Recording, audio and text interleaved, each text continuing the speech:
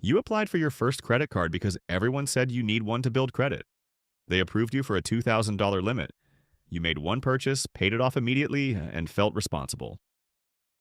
3 months later, your score dropped 15 points. Nobody told you that paying too early can actually hurt you. Credit cards are the most misunderstood financial tool in America. We're handed these pieces of plastic with almost zero education about how they actually work. Banks profit from that confusion. Last year alone, Americans paid $130 billion in credit card interest and fees. Most of that came from people who thought they were using their cards correctly. Here's what's really happening. When you swipe a credit card, you're not spending your money. You're taking a short-term loan from the bank, and that bank is watching every move you make to decide whether you're profitable or risky. Every purchase, every payment, every balance gets reported to 3 separate companies that calculate a score determining what you'll pay for cars, homes, and sometimes even jobs. The first thing nobody explains is the statement cycle. Your card has a closing date, usually around the same day each month. Everything you charge before that date goes on one bill. Everything after goes on the next bill. That closing date is not your due date. Your due date comes 21 to 25 days later. This gap is called the grace period, and it's the only reason credit cards can be used without paying interest. If you pay your full statement balance by the due date, you pay zero interest. Not your current balance, your statement balance. I've watched people obsessively pay off their cards the moment a charge posts, thinking they're being responsible. Then they wonder why their credit utilization shows zero and their score stagnates. The system rewards people who use credit and pay it back on schedule, not people who avoid using it entirely. Statement balance versus current balance trips up more beginners than almost anything else. Your statement balance is what you owed on the closing date. Your current balance is what you owe right now, including new charges made after the statement closed. Pay the statement amount by the due date and you're golden. Pay less, even by $1, and interest kicks in on the entire original balance, not just what you didn't pay. Then there's utilization, the ratio of your balance to your credit limit. This makes up roughly 30% of your credit score. If you have a $2,000 limit and carry a $1,500 balance when your statement closes, you're at 75% utilization. Anything above 30% starts hurting your score. Above 50% and the damage accelerates. The optimal range sits between 1% and 10%, not zero. Lenders want to see you using credit. They just want to see you're not desperate. Most people think utilization has memory. It doesn't.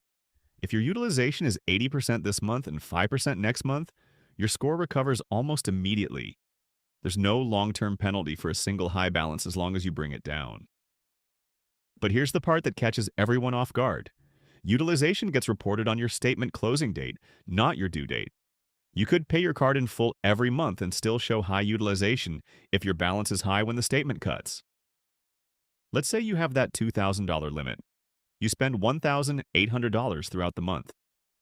Your statement closes on the 15th showing $1,800.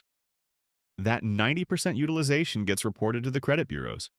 Then you pay it off in full on the 10th, before the due date, paying zero interest.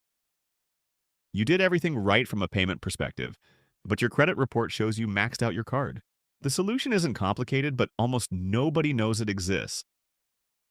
2 days before your statement closing date, pay down your balance to below 10% of your limit. Let that low balance report, then pay the remaining statement balance by the due date. You maintain low reported utilization while still using the grace period. Your score reflects responsible usage instead of looking like you're barely hanging on. Now, here's where it gets more interesting, because the credit card itself is only half the equation. The other half is understanding what the card issuer sees when they decide whether to increase your limit, lower your rate, or flag your account. Every 6 months, most issuers conduct what's called an account review. They're not just checking if you paid on time, they're analyzing your entire credit profile. Did you open 5 new cards in 3 months? Red flag? Did your balances across all cards suddenly spike? Red flag. Did you start making minimum payments after years of paying in full? They notice. This is why opening multiple cards in a short window damages more than your credit score. It signals desperation to lenders.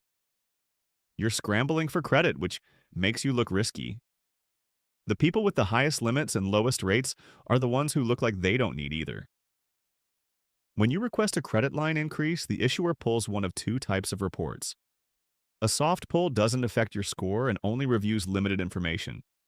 A hard pull drops your score by a few points temporarily and gives them full access. Most issuers tell you which they'll use before you request. If it's a hard pull and you've opened accounts recently or your score is already hurting, wait. But here's something almost nobody considers. Automatic increases happen far more often than requested ones, and they come with zero inquiry. Issuers reward people who use their cards regularly, keep utilization low, and pay on time. If you're doing that, your limit will likely increase on its own every 6 to 12 months without you asking. Some people think carrying a small balance builds credit faster than paying in full. This myth costs Americans billions in interest annually.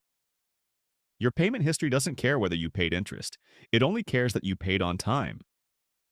Carrying a balance month to month does exactly one thing. It transfers your money to the bank. The grace period only applies to purchases, not cash advances or balance transfers. Take cash from an ATM using your credit card, and interest starts immediately, often at a higher rate than purchases. Transfer a balance from another card and the same thing happens unless you're on a promotional 0% offer. Read the terms on those offers carefully. Many charge a 3% to 5% fee upfront, which means a $5,000 transfer costs you $150 to $250 before you've saved $1 in interest. Rewards cards seem like free money until you run the numbers. A 2% cashback card sounds great. Spend $3,000, get $60 back.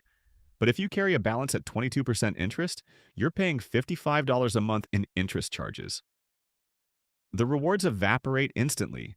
Rewards only work when you pay in full every month. Otherwise, you're just subsidizing the bonus with interest.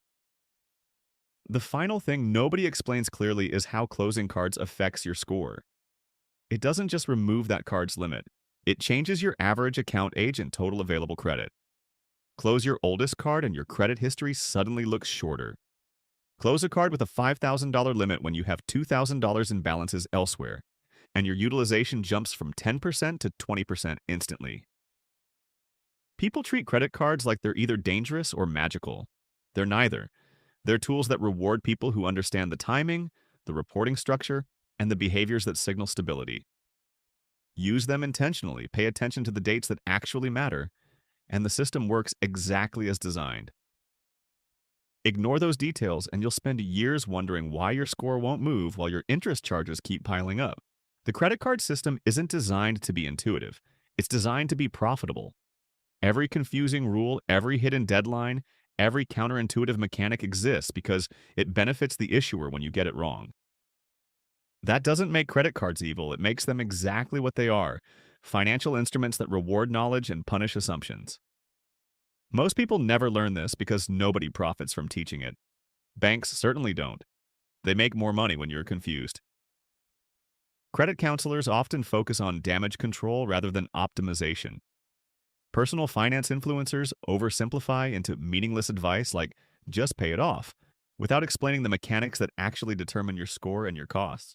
But now you know the closing date matters more than the due date for your score. You know utilization reports when the statement cuts, not when you pay. You know that paying too fast can backfire just like paying too slow. You know automatic increases beat requested ones, and carrying a balance costs you money without building credit faster. None of this is complicated once someone explains it clearly. The complexity isn't in the system. It's in the deliberate lack of transparency around how it operates. You're not supposed to know that paying 2 days before your statement closes tanks your reported utilization. You're not supposed to realize that rewards mean nothing if you're paying interest. Thousands of dollars in interest charges and years of stagnant credit scores come down to timing and information. You now have both.